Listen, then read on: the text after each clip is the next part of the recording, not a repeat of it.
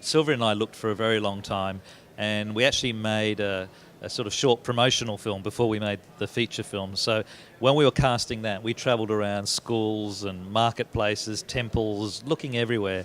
And then in the end, when we were casting for The Rocket, we started working also with a casting agent in Thailand, who is fantastic. And she Her name's Non Jungamaya. Non And Jungamaya. she does a lot of casting in the region. Yeah. Yeah. And then we travelled to Laos, and we found a little girl who was a part of a little drama group on the outskirts of Vientiane, which is the capital of Laos. And she was, we'd already seen a lot of people, but it was her eyes and her persona, and she kind of was who she was. She wasn't trying to pretend to be anyone else.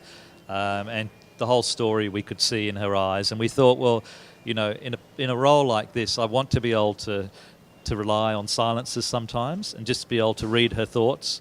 And she also was very professional. She wanted to get it right, and she wanted to work hard. And so we cast her, and she's, Luk Nam Khao Sai Nam is her name, and she's a wonderful person. Yeah.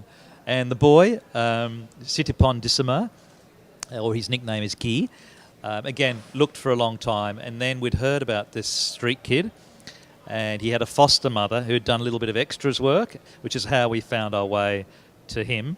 And he was, he kind of, when he walked in, all the other kids were quite nervous, and you could tell they were trying to impress or pretend to be someone they weren't, whereas with him, he just walked in eating.